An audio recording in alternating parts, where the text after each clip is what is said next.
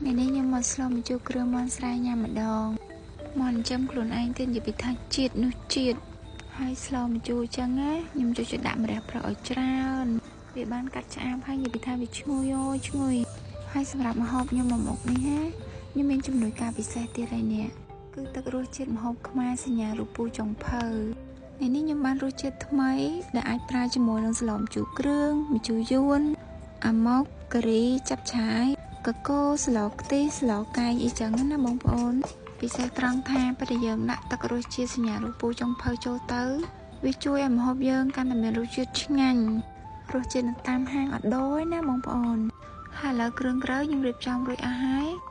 ខ្ញុំដាក់ខ្ទះក្តៅហើយដាក់ប្រេងឆាចូលបន្តិចហើយខ្ញុំដាក់គ្រឿងបុកចូលថ្ងៃនេះខ្ញុំបុកគ្រឿងខ្លួនឯងខ្ញុំចង់ឲ្យម្ហូបរបស់ខ្ញុំមានរសជាតិកាន់តែឆ្ងាញ់អត់ត្រូវជាមួយនឹងមាន់ស្រាហើយពេលដែលខ្ញុំបុកគ្រឿងហ្នឹងខ្ញុំអត់ដាក់អំបិលទេណាបងប្អូនកូរគ្រឿងឲ្យរាងឈ្ងុយតិចទៅហើយដាក់សាច់ចូលបន្ទាប់មកខ្ញុំដាក់ទឹករសជាតិសញ្ញារូបពូចុងភៅមកកូនវែកតូចចូលឆាត្រឡប់ទៅមកអត់ចូលជាតិហើយខ្ញុំចាប់ផ្ដើមដាក់ម្ជូរអំបិលចូលម្ជូរអំបិលខ្ញុំត្រាំទុកចោលមកស្ទុះទៅវាឡើងរីកហើយស្រួលជ្រុំហើយខ្ញុំដាក់ទឹកចូលរំងាស់មាន់ឲ្យរាងផុយបន្តិចសិនមុននឹងខ្ញុំដាក់បន្លែសាច់រាងផុយហើយខ្ញុំដាក់បន្លែចូលនេះដោយសារតែខ្ញុំមានក្មេងឯណាបើសិនអត់ក្មេងវិញខ្ញុំបុកម្ទេសដាក់ឲ្យក្រហមពេញផ្ទះហ្មងតែសុខចិត្តបដាតម្ទេសវិញទៅ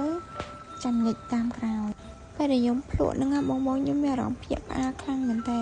ដោយសារតែមានរសជាតិឆ្ងាញ់បើតាមតែស្នាដៃខ្ញុំក៏មិនដល់ថ្នាក់នឹងដែរហើយមិនមែនចេះតែនិយាយចេះតែថាណាគឺឆ្ងាញ់ពិតបានហ៊ាននិយាយអីដែលសំខាន់ណាគឺផលិតផលរបស់ខ្មែរទៀតណាបងប្អូនខ្ញុំមានអារម្មណ៍ថាមានមោទនភាពមែនតើដែរប្រទេសយើងចាប់ផ្ដើមអភិវឌ្ឍជាមួយនឹងរបស់របរប្រើប្រាស់ឬក៏គ្រឿងទេសផ្សេងអីដែលសំខាន់ណាផលិតផលខ្មែរយើងអត់ចាញ់ប្រទេសជិតខាងម៉ាទេ